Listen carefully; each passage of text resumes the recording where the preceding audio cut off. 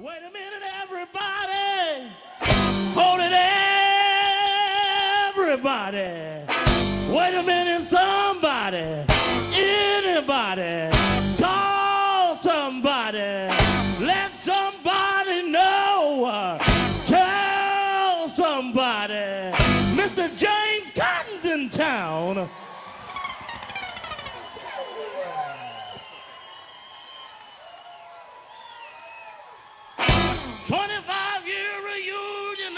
Shaboo, and we're ready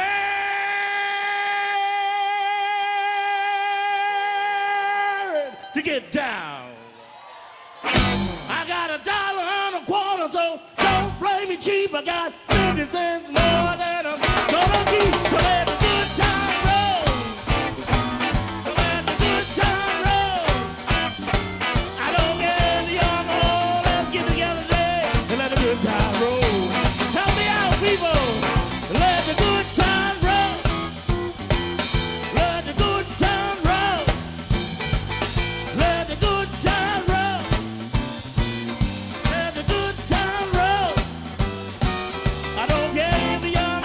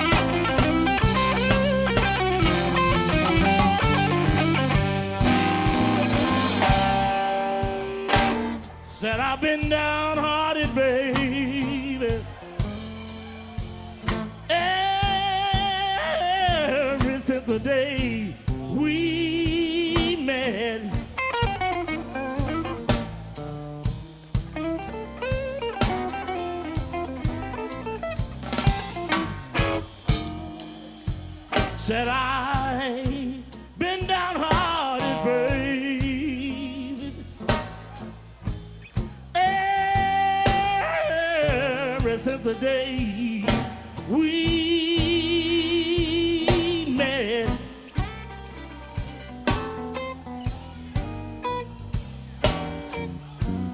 You know my life ain't been nothing but the blues, darling. Baby, tell me, how blue can you get?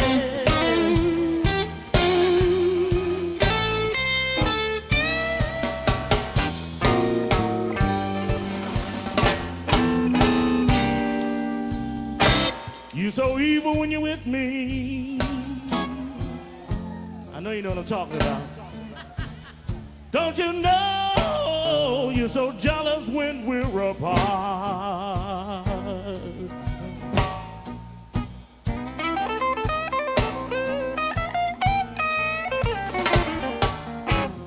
I said,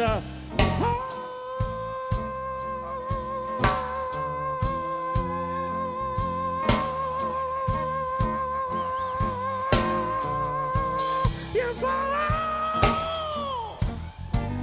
evil when you're with me, and you're so jealous when we're apart. How blue can you get, baby?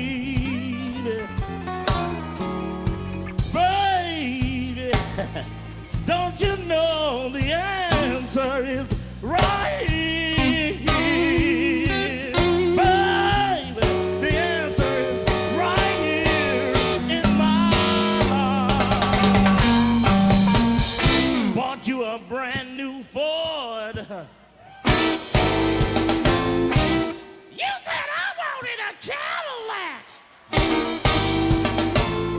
I bought you $100 dinner now. You talk about thanks for the snack. I let you live in my penthouse. You said that thing is just a shack. I gave you 7 children. Now you wanna give them all back.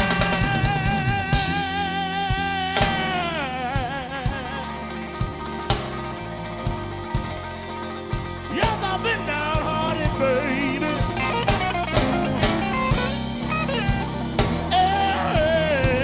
Ever since the day we met. You know my life ain't been nothing but the blue, darling. Baby, tell me, baby, I'm wondering, tell me, how blue can you get?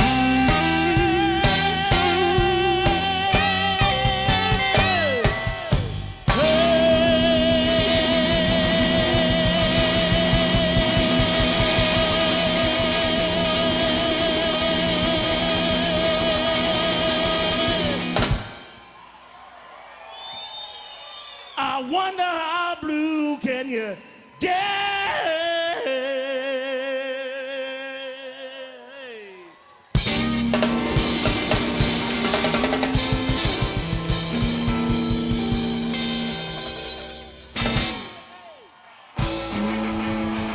It's blue time, blue time, blue time. Ladies and gentlemen, Grammy Award winner, legacy recording artist, Mr. Superhard, J.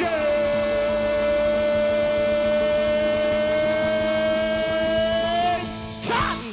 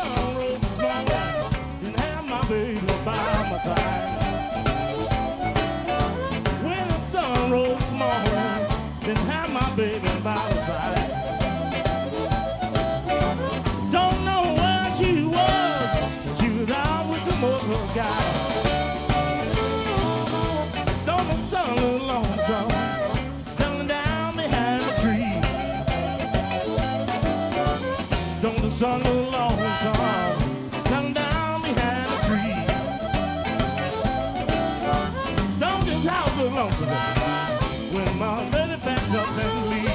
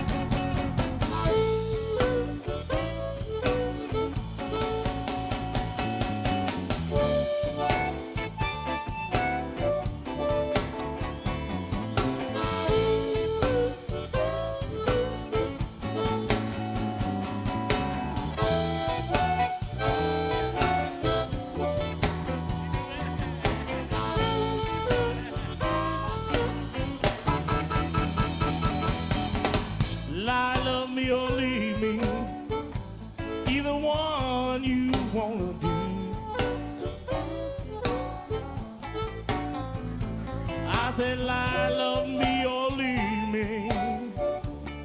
Either one you wanna do. Got some strange things happening, darling. Something strange gonna happen to you.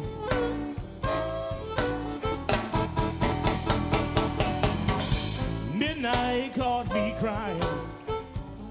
Honey, daylight caught me crying too. I said a midnight caught me crying. Honey, daylight caught me crying too. I said you better be careful now, darling. If you don't, something strange gonna happen to you. Yeah.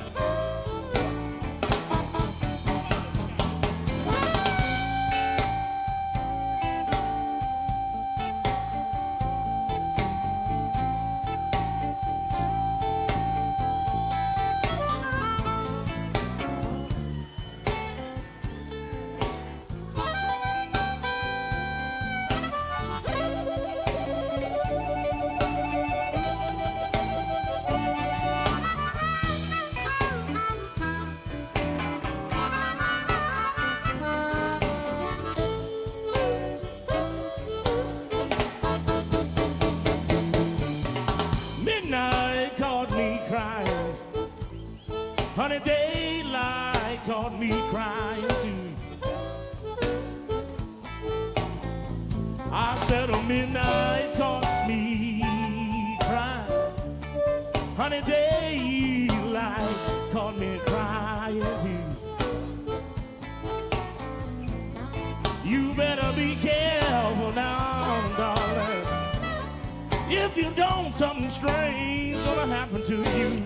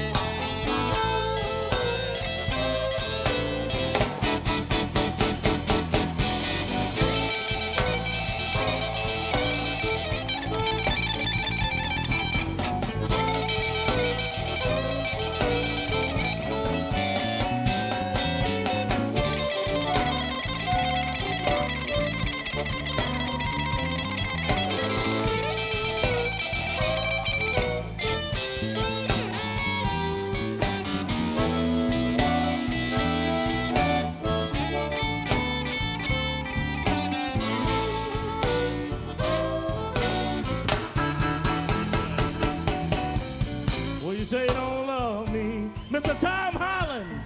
Why in the world won't you let me be? Well, you say you don't love me. Why in the world won't you let me be?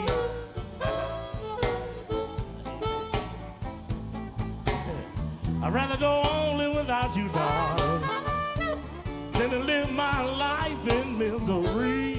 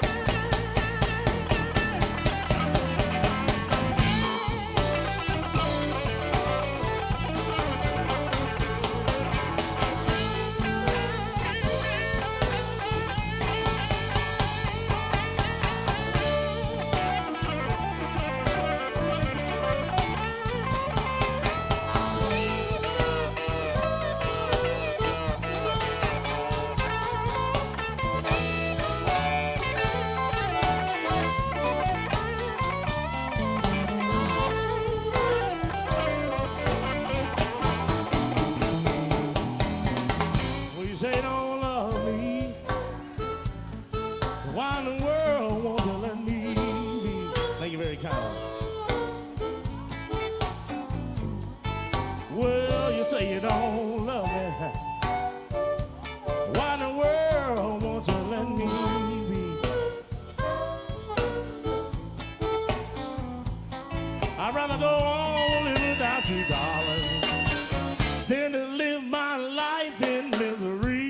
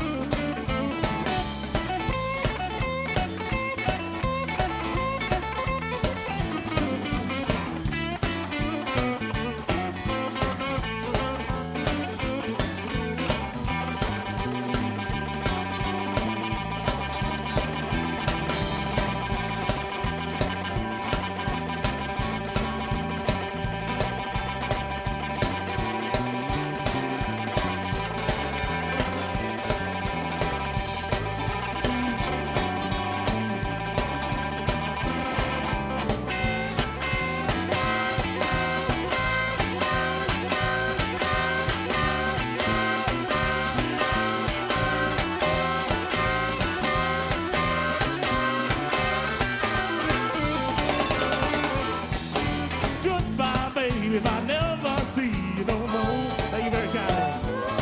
Well, goodbye, baby, if I never see you no more. I'm in love with you, baby, and I don't really care who knows.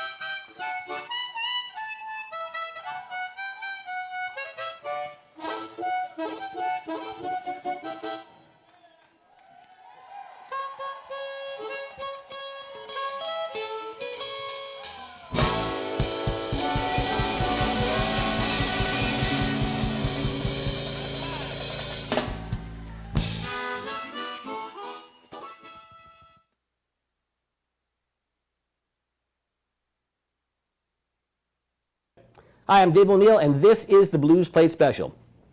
You've just been watching the James Cotton Blues Band at the Shaboo 25th anniversary, and we've got the person who puts it all together here with you tonight, David Foster. He's put this. He's the CEO and president of Shaboo Productions, and also the front man for the Mohegan Sun All-Stars, formerly known as the Shaboo All-Stars. David, thanks for coming on the show. Good evening, David. Nice to be here. Boy, that was a beautiful day that day. It was a beautiful day. And no one's ever called me a CEO before. What? That's what you are, right? Well, I don't think so. I'm just an old blues singer that loves music, and I run a production company, but I wouldn't call myself a CEO. Okay, well, you have to take a pay But thank cut, you. I mean, You I'm take a pay flattered. cut, then. That's very sweet of you. But nice to be here, and it was a wonderful evening, and it was great to see James Cotton and his fine blues band, and brought back a lot of memories. Yeah, he had a great band with him. What do you have? Slam Allen was doing vocals and lead guitar with him. Yeah, he was fabulous. Yeah, I've seen him play a couple times, and he's a real talent Very himself. good. Yeah, yeah. And I hadn't seen James's band in so long, so it was such a treat, you know. And of course, I've seen so many of the different chemistries through the decades with James, because we met in 1972. Wow, so is that when it started? that's when I first met James. It was 72 at the Shaboo, and he came walking through the door and got out of a Dodge van, and Matt Murphy was in the band then, and there was Matt and That's right. and Charles Calmise and Kenny Johnson and James, and they came walking into Shaboo, And James was singing back then, right? oh man, was he singing! He was singing great. Yeah. He was like, at that time, he was probably mid-40s, so he was peaking, And just a few years before I got to meet him, he was doing all that great work at the Fillmores out in San Francisco and New York, and he used to open a lot of shows to the Who. We reminisce after shows, and he said, like, they'd put me on a show with the Who, and I'd do headstands across the stage, and then they'd have to hold the Who before they put him on. Yeah, show him up. Yeah. You tell a great story. I heard it once. It was, about when the city of Willimantic was going to give him a honorary key. Oh, that was for Muddy. Oh, that was for Muddy. Okay, I thought that was for James. No, that was for Muddy. The James Cotton story I had about the city is when he recorded the live double album there. And, we had so many people come that they were parking all over the streets, on the highway, and there was like hundreds of people trying to get in, and we were already way over capacity, so we just couldn't let any more people in. So we had a call from the mayor that night, and, he was, David, there's a phone call for you. It's the mayor, and he's not happy, So I got on the phone, and he goes, "What the heck is going on down there?" So I said, "Mayor, we're just recording a live record with James Cotton. Go back to bed. Everything's going to be all right in the morning. Just a few extra people showed up, and we're just trying to get rid of the parking problem here. But not to worry. Get it, take an extra hour of sleep on me." I hung up the phone. Well, how many people did you have there? Oh God, more than I was supposed to. Our capacity was 1,000. So we probably had, I don't know, that night, it was over 1,000.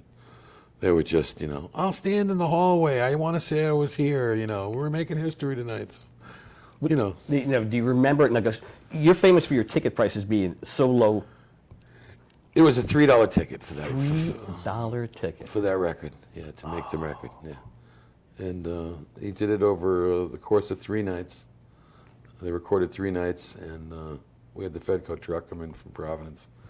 And first night there was probably about 600 people a Thursday night, and then we had 1,000 people on the Friday night, and I don't even remember the Saturday night. It must have been over 1,200 people, and they were just, it was so loud. When they brought him on, it was like... Must have been a wild crowd, too. It was.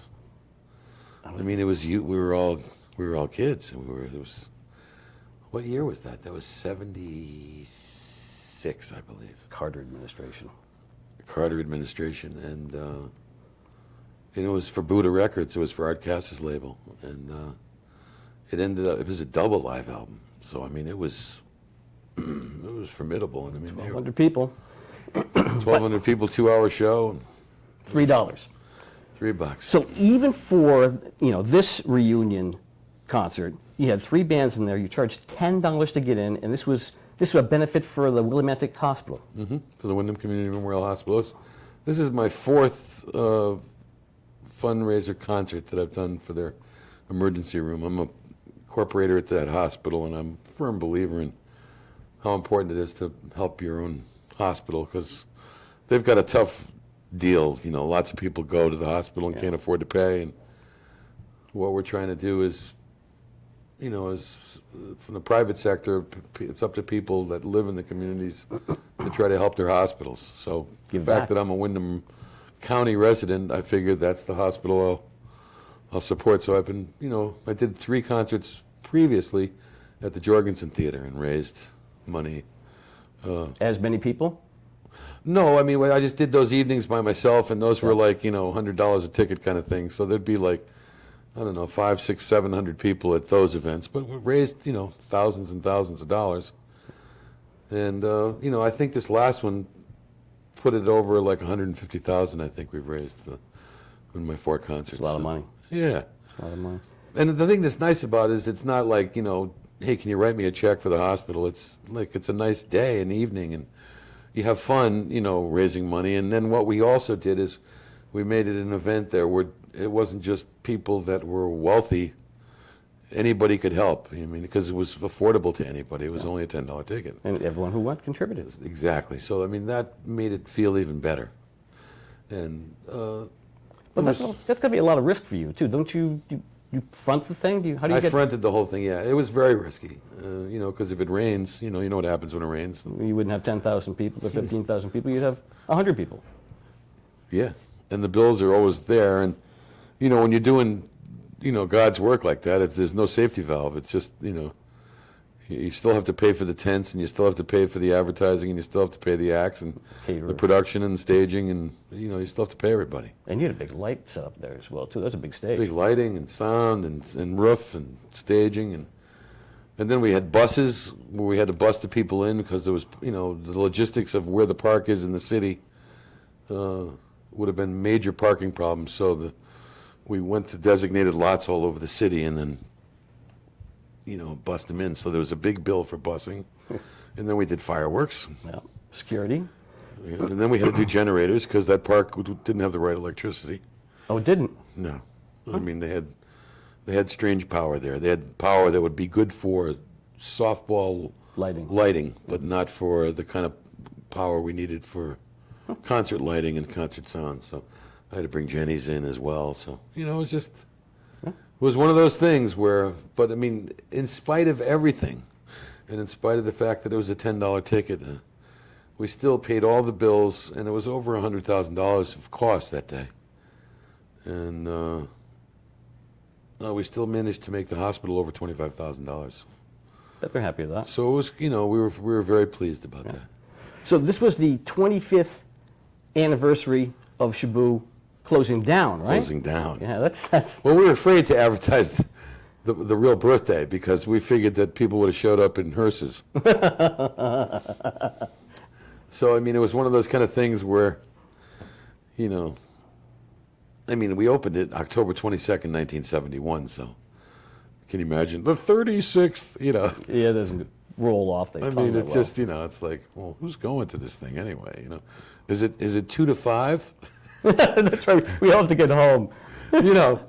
So, I mean, it was something where I said, I think we'll celebrate the anniversary of the closing, just so that we don't date ourselves too much, but. Yeah, I mean, the Shaboo Inn was the place. Still, people in the Blues Society still talk about the Shaboo Inn today. I mean, you had tons of unknown acts roll through that are headliners. Well, let me first say we. My partners, I want to recognize my partners. Yep. Who are they? My brother Mark Foster and Gary John and Kerry John and Bruce John. It was the 5 of us that owned and ran the Shaboo, and I just happened to be one of them. Yep. And I just ended up sticking around and staying in the business after, we called it a day, but they deserve that credit too. Yeah. And I always like to try to remember. And if sometime I've forgotten, please forgive me, because I love you all. So, as I recall, you had some Aerosmith came in. That was before they were. Aerosmith was there the second week we were open. Wow. I found him at Boston University, opening to James Montgomery. Oh, James Montgomery. Opening to James Montgomery. In '71, James Montgomery was huge. He's still big. He was, but I mean, he was really huge then. He was really coming on, and he was the headliner, and Aerosmith was doing Rolling Stone covers. And they had a school bus, little school bus, and it was the same exact guys as today. No changes in personnel. And I'll never forget that. I watched them play their set before Montgomery went on. By the way, Montgomery was there the third week. I'd seen Montgomery in Putnam, Connecticut, 2 or 3 months before, and scheduled him for the third week because he couldn't play the second week. We opened it, my band, it was called The Great Controversy, and a Hartford band called Liquid Light. We were the first 2 acts that played there. The second week was Aerosmith, and the third week was Montgomery. Wow. But anyway, to get back to Aerosmith, I negotiated that deal with Steve Tyler on the side of the stage after he played his set, and James introduced me to him and said, my friend David's going to open a club, and, he's wondering if he'd like to play. Yeah, we'd like to play, And I negotiated that gig. It was a 4-nighter. It was Wednesday, Thursday, Friday, and Saturday. And I said, well, what are you guys going to need to do that? And they said, well, how was like $1,000 for 4 nights? 4 nights. Yeah, and I said, I can only afford $700, but I'll put you up. Not the club, did. So they thought about it for about 15 seconds and went, okay. That's what was great about Steve Tyler and Aerosmith. They wanted to play. Yeah. I mean, that was just, they were in that stage where they were young and they needed places to play. And anyway, they got there and loved the place. They stayed upstairs and we gave them rooms to camp out in. And every night after the set, they'd come back to the bar and Stevie would go, my nickname is Lefty, by the way, and they'd go, Lefty, any chance of a bottle of bar gin that we can take upstairs? And we'd hand them this White Tavern gin, like a bottle of it. Whoa. Probably cost like $1.80 a quart or something or two, but, oh, thanks, man, Look, you didn't get them They'd sick. scurry upstairs and, and finish it. So, I mean, it was $1 to get in, and we bought you the first drink. That was the deal. Those days are gone. It was 60 cents, 50 cents for a beer, and 60 cents for a mixed drink. 1971. College towns, you had to have pitchers, too. Yeah, I mean, we didn't sell pitchers, I don't think, when we first opened. We'd sell draft beers and we had little Shaboo paper cups. That's what I think we did, but most of it was bottled beer, But how's that for a price? That's gone. That's And gone. a hotel room was $15 in those days if you wanted to get a hotel room. So if you were a touring band and you were on the road, you could check a band in for $75, a whole band. Can't do that anymore. 5 rooms. No, now it's Maybe like that's why live $1,000. music is dying now. Oh, that has a lot to do with it. The touring costs are through the roof. What we used to remember vividly about those times is people used to have to go see music in those days. It was like going to church if you were religious, or if you were studious, it was like having to take a couple more gut courses at college.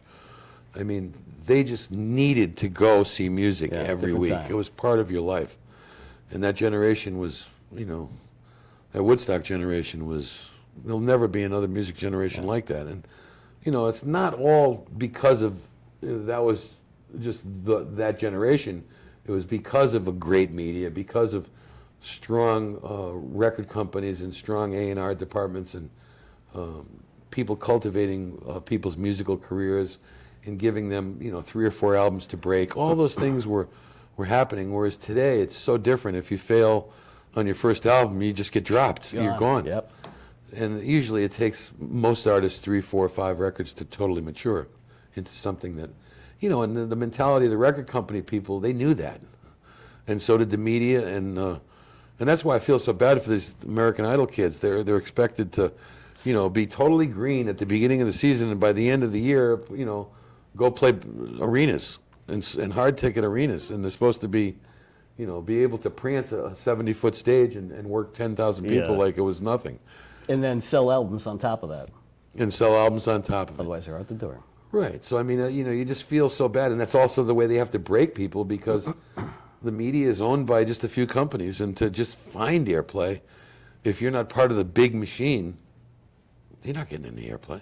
It's not going to happen. That's why we're going to get airplay right here on the Blues Plate Special. So we're going to get back to the James Cotton Blues Band, and look for an upcoming episode with David Lefty Foster as well too, with his band as well too. So don't go anywhere. The James Cotton Blues Band coming up now.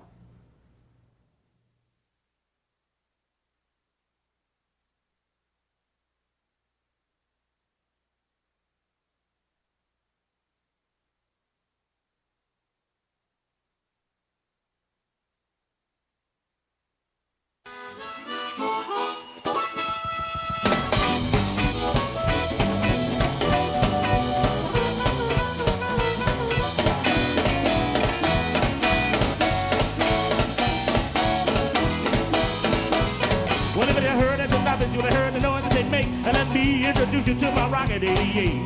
Yes, it's straight, just one way to everybody like my rocket 88. We ride this down, moving all along.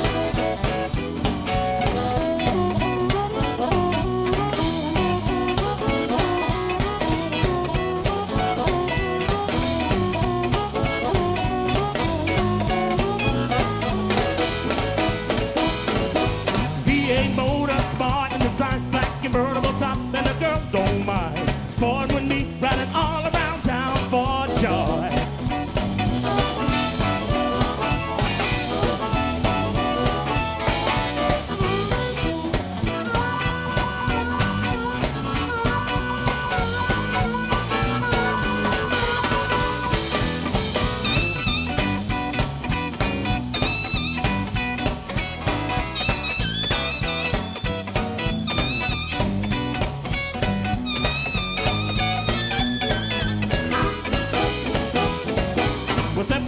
Baby, don't you be late.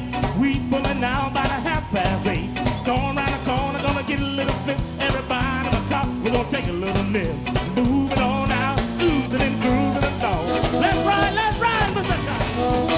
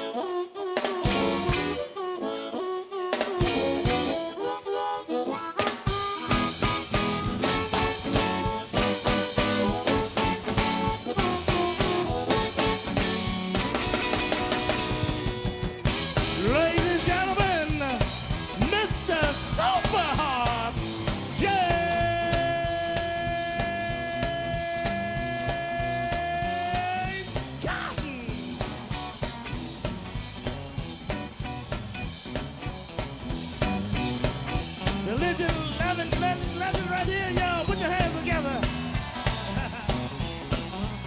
The living legend, Mr. Super Harp, James Cotton.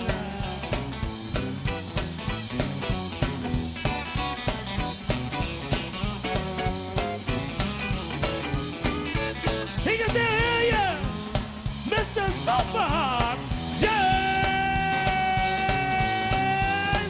Cotton.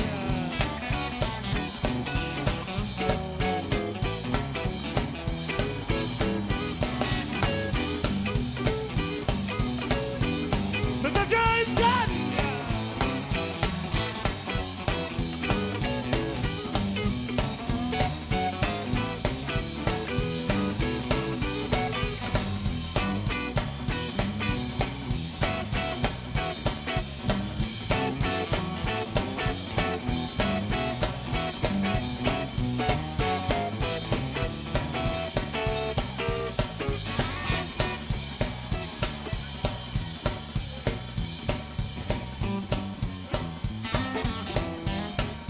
You have a good time, ladies and gentlemen.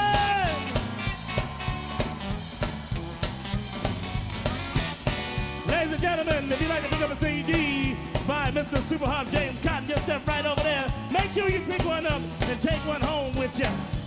Did you hear what I said, ladies and gentlemen? On guitar from Chicago, Illinois, put your hands together for Mr. Tom Holland. On bass guitar, all the way from up north, put your hands together for my main man, Mookie. On drums, ladies and gentlemen, put your hands together for my main man, all the way from Maine. Here, Hanson, y'all, come on. And ladies and gentlemen, they call me the soul working man. I'm Slam Allen, and we are the James Cotton Blues Band. Don't forget, pick up a CD.